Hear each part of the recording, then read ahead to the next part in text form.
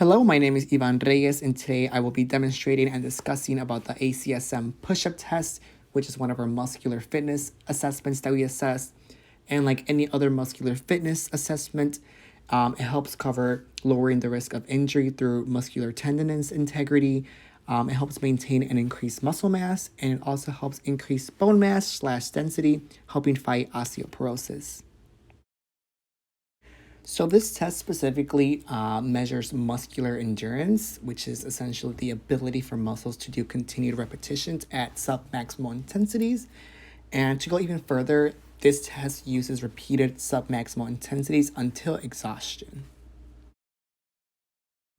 So the idea of the test is for subjects to do a maximal number of push-ups consecutively without any rest, and you as the administrator should count the number of push-ups they do appropriately, which means with proper form, and the number that they do until they stop is essentially their score for the test. Now, the test is administered in two different ways, and it all depends on your gender or whatever gender you identify as. So, starting off with men, you start in a downward/standard position. This means hands are pointing forward under the shoulder, so shoulder width apart, back is straight, head is up, and toes are at a pivotal point.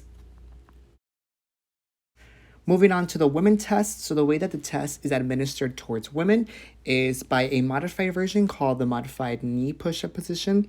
This means that the lower legs are in contact with the mat, ankles are in a plantar flexed position, back is straight, hands, shoulders width apart, head up, and this time they're going to be using the knees as the pivotal point instead of their toes and feet.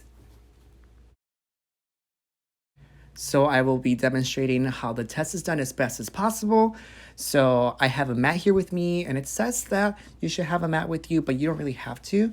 I am a male, so I will be doing the male version of this test. So I have my hands, shoulders width apart, back is as straight as possible, legs extended, head is up, and we go all the way down and up. So some important notes to remember is your arm should always be straight, back should always be straight, chin touches the floor, but the stomach does not. And when your arms go up, they should be fully straight, elbows should be fully straight, and your arms should be fully extended. So I will be demonstrating the woman version of the test, also known as the modified version. So the only difference for this test is that my knees are going to be the pivotal point. We're still keeping those arms straight as you extend up, back is straight, head is up, chin touches the floor, but the belly never touches the floor.